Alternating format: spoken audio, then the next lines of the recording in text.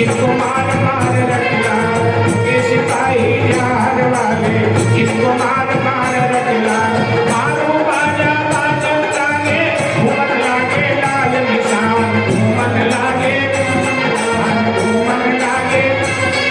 अब अल्लाह अल्लाह करे मुसल्ला, हिंदू राम राम चिल्लाए, अल्लाह अल्लाह करे मुसल्ला, हिंदू राम अल्लाह अल्लाह करे मुसल्ला, हिंदू राम।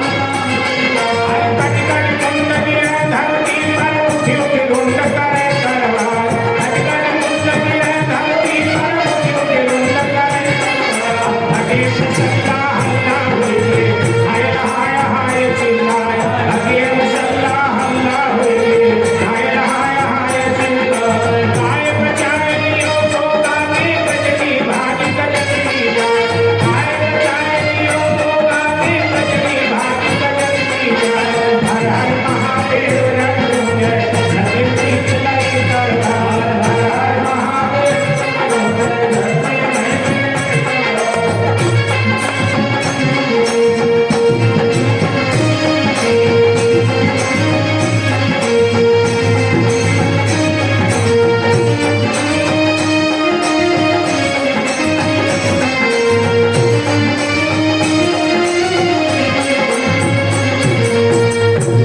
हर हर महादेव के नाद से एक तरफ हर हर महादेव का नाद हो रहा है, दूसरी तरफ अल्लाह अकबर की धुनी हो रही है। भयानक मार काट, पकड़ो मारो की धुनी हो रही है। 10 दिन का भयानक युद्ध हुआ। महमूद गजनवी का बेटा नूर खां मारा गया, जहांगीर जी ने विजय हासिल किया, काबुल तक पछाड़ कर ले गए। जिन गायों को, ब्राह्मणों को, साधुओं को बंदी बना लिया था उसने, उनको छुड़ा लिया और फिर आकर गोरख टीले पर समाधिस्थ हो गए, फिर ध्यान में बैठ गए।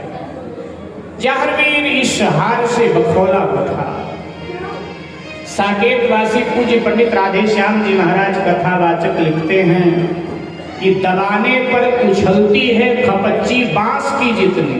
क्या बांस की खपच्ची समझते? दबाने पर उछलती है खपच्ची बांस की जितनी,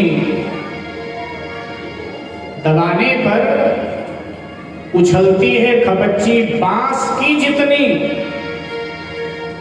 हारने पर मचलती है लचक इस्लाम में इतनी। अगर हार गया और मारा नहीं गया तो फिर वो प्रबल बनकर टूटेगा जरूर, इसलिए हरा कर छोड़ो मत, खत्म कर। उसने अगले वर्ष फिर आक्रमण किया, अपने आक्रमण को गुप्त रखा। रास्ते में कोई गांव उजाड़ नहीं रहा, इस बार गाय आदि नहीं मार रहा है, सीधे गुप्त रास्ते से गोरख टीला तक आ गया। रात्रि में जब वो आश्रम में अपने समाधिस्थ थे तो उसी समय सीधे आक्रमण कर दिया जहांगीर पर। कुछ शिष्य आश्रम में सोए थे और अचानक पता चला कि आक्रमण कर दिया, महमूद गजनवी आ गया। जहांगीर चंद लोगों के साथ फिर मैदान में उतरे। पूरी रात युद्ध होता रहा, आज पूरा दिन युद्ध होता रहा, लेकिन उधर भगवान सूर्य नारायण अस्ताचल को जाने वाले थे और उधर युद्ध करते हुए जहांगीर शहीद हो गए। ठीक है, युद्ध करते हुए शहीद हो गए। महमूद गजनवी का रास्ता सोमनाथ मंदिर को लूटने का खुल गया, तो आगे बढ़ गया। भक्तों ने, अनुयायियों ने उनके वहाँ समाधि, क्योंकि संत को समाधि दी जाती है, जहांगीर जी को समाधि दे दी गई। अब कुछ भाव बातें हैं। जहांगीर जी को समाधि दे दी गई। अब जिन जिन लोगों ने सुना वो मदद के लिए तो चले, लेकिन तब तक तो काम हो चुका था।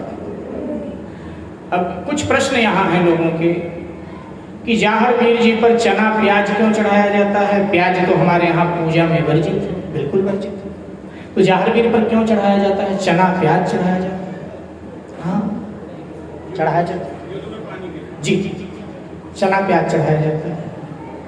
अच्छा, चना प्याज ज्यादा चढ़ाते कौन है? पश्चिमी उत्तर प्रदेश के भगत जाते हैं तो चना प्याज ले जाते हैं, चढ़ा कर आते हैं। कारण क्या था? युद्ध हो रहा था तो गांव देहात के लोग दौड़े कि भाई आसपास में बताएं। तो उनकी ससुराल चूंकि उत्तर प्रदेश में थी, गंगा के तटवर्ती क्षेत्र में, तो वहां भी सूचना गई। तो यहाँ के लोग सब हिंदू लोग इकट्ठे हुए। अच्छा, युद्ध के लिए जब निकलते थे उस समय हिंदू लोग, सनातनी लोग तो भगवा वस्त्र पहनकर निकलते थे, क्योंकि हमारा शान बान है कि इसी वस्त्र में हम बलिदान होंगे।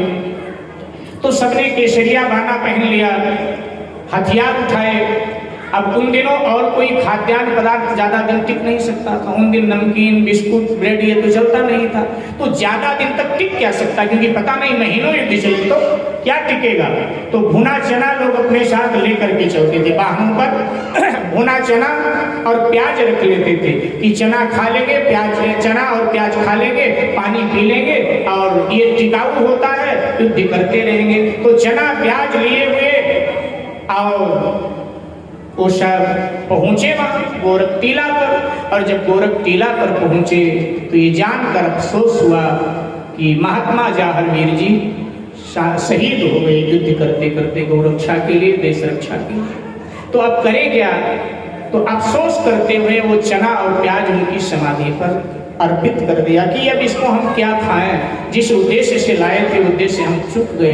अच्छा, आज भी पश्चिमी उत्तर प्रदेश के लोग जाते हैं तो एक मातम मनाते हुए जाते हैं, मातम के रूप में जाते हैं मनाते हुए, और वहां भी अफसोस जताते हैं। और समाधि पर पश्चिमी उत्तर प्रदेश के लोग ये बोलते हैं कि हमें अफसोस है कि हमें देर हो गई, ये आज भी बोलते हैं। ये कहकर भावुक होकर के जाहरवीर जी की समाधि पर माथा टेकते हैं।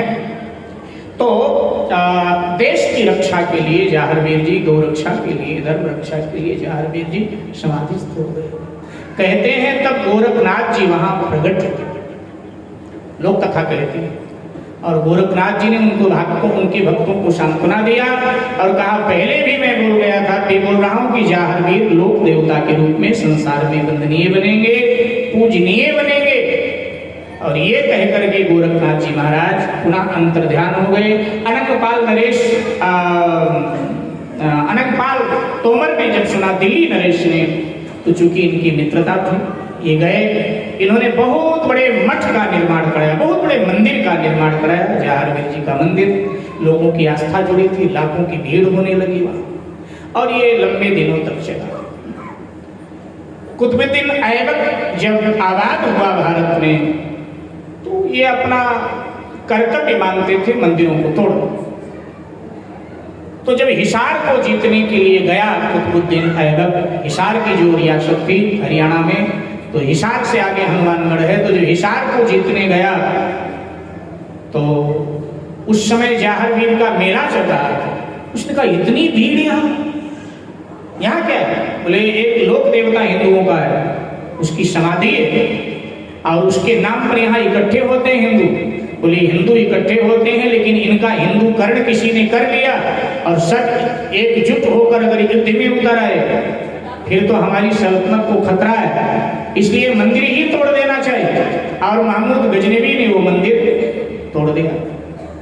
मुल्ला मौलवियों ने कहा वहां के कि यहाँ पैसा बहुत आता है, हिंदुओं की आस्था जुड़ी है, तो इसको मंदिर तोड़ दिया, इसको कुछ मस्जिद जैसा रूप दे दिया जाए और जिससे रुपया पैसा यहाँ का हम लोगों को मिले।